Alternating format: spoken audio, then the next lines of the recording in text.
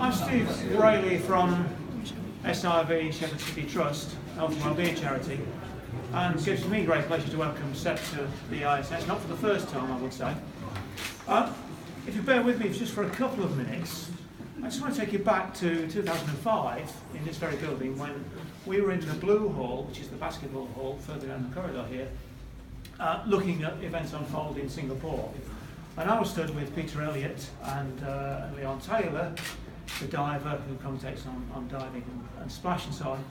We were stood together, and obviously UK's bid, or London's bid, was largely based around the legacy that bringing the Olympics to London would give, both in terms of increased participation, increased awareness of the health benefits of sport, more coaches, more volunteers, and it was fantastic when it was announced that London had won, and it was the first and the only and the last time that I've ever been kissed by Peter Elliott. But even I've made that. But delivering that legacy, there's obviously been some challenges, but there are some great examples of that as well, and I think no better example than here at the EIS Sheffield. And whilst we've got world champions and Olympic gold medalists, 95% of our use here is from members of the community and school sports, clubs, athletics academy. So the vast majority of our customers, will never appear on this wall. But it's great that we've got a mix of Olympic medalists, gold medalists, and world champions. And today we've got 5 new images. 2 inducted for the first time.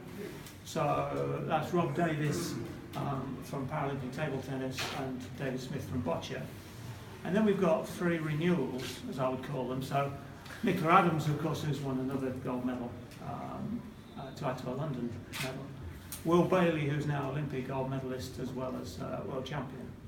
And of course, last but not least, Anthony Joshua, who's now world heavyweight champion.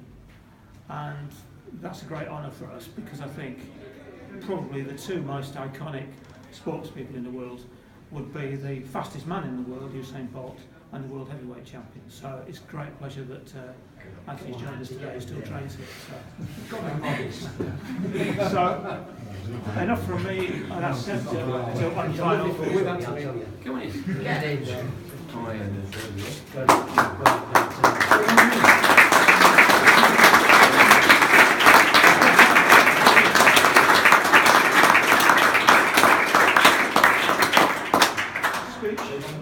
Speech. What can I say? Come here in 2010, some new faces, some old faces that I met, but all good faces that helped me, not only in sport, it's a lot to do with outside of sport, like developing me as a person, a character, and I can go on in life and give some of my experiences back to other people coming through. I'm so honoured to be in the Hall of Fame, but for me, I think I know all these guys back here personally, all the boxing team, and if they could all put a picture of their faces around my picture, they've all helped me get where I am. So it's not just about myself. That picture represents all of them, my grassroots club, and all you guys that have helped support me. So it's not just about me. That picture is more for everyone else. So I appreciate everyone coming here today, but don't just applaud me. You should give yourselves a pat on the back for all your achievements as well. So thank you very much. Well done.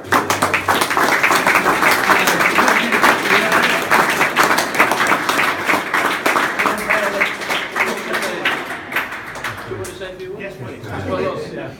First of all, I'm going to thank Dick, because I can't remember how many years ago, Dick, it was that you were suggesting that I made another visit. It seems barely credible. It was as back as 2009 that I was first here. I seem to think I was unveiling it then. I think, but you can never have too much of a good thing. And let me just, having been on the British Boxing Board of Control for a few years, and that's probably about 20 odd years ago, let me just say what a pleasure it is to see the extraordinary delivery and the extraordinary achievements of the British boxing team at the Games. You guys were on your way in 2000. That was, I think, the big breakthrough year. Then you built on it in Athens. London, of course, and Beijing were extraordinary stories. And then again, to hold on to it. And I guess the litmus test for any sport is not just doing it on a one-off occasion. It's continually delivering, and with role models like you still around the place, which I know goes down incredibly well. As you said, you know, putting back into the sport is absolutely vital.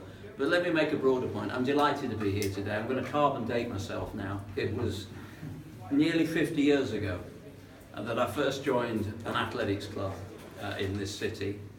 It was just under 50 years ago that I first moved to this city. I am emotionally anchored in this city. There is a unity of purpose behind sport that is almost unique. And you made the point a few moments ago about legacy. Legacy doesn't just fall in your lap because you want it to, or you hope there's going to be some happy accident. It's planned for.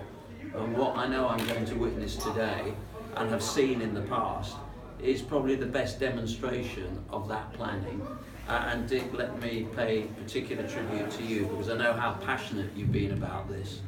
And there are facilities, there's infrastructure, there's a will and a spirit that will serve local communities and the elite performer for many, many years to come. And that is everything that we wanted when we set off to try and bring the biggest prize in world sport back to these shores. And we did it for the first time in 64 years.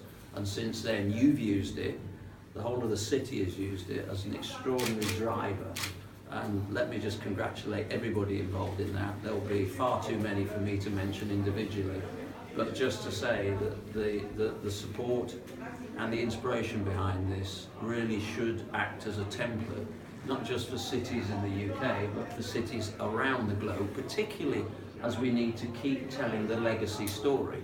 Because local communities are more demanding. They don't want to just know that there's a sporting event that's taking place.